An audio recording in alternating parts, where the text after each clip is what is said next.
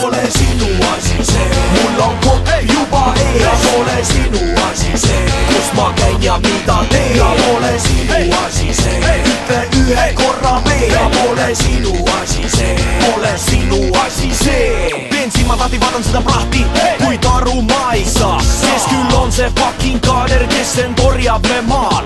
Raske mõista seda lobi, mis on nende päevatöö, kuid siis läheb poes lebimiseks, jebimiseks, kui kätte jõuab öö. Mis küll mõtleb see pensionär, see Niilse jooksevad. Anna veel leiba.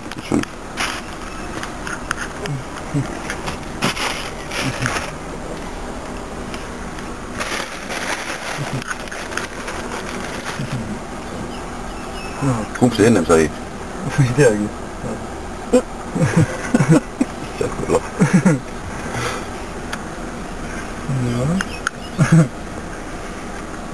Ma hakkasin juurest ilma.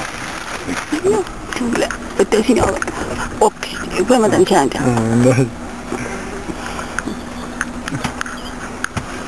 Meil on leib. Võib-olla pooleks murda siis. Ära sina kõik võta, anda enne ka.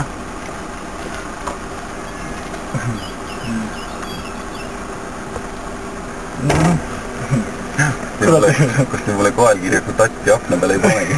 Ta koju mingi.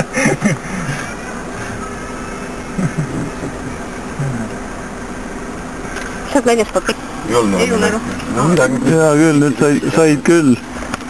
ja pole sinu asi see. Mul on kopp juba ees ja pole sinu asi see. Kus ma käin ja mida teen ja pole sinu asi see. Ütle ühe korra veel ja pole sinu asi see. Pole sinu asi see. Mis see teie asi on, palju keegi palka saab? Kas ka midagi sealt alles jääb või kõiki on maha maa? Miks ma olen poet siin, kus on ugri-mugrimaa, kus võiks laulda kantrilaulu, vedada sinna ja siis nõnda rikkaks saaks. Lugu, mida laulan, on mu hobi, mitte põhitöö. Sellega ei teeni pappi, et laual oleks sööd. Mulgi vaja maksta maksud, liising püsida teel.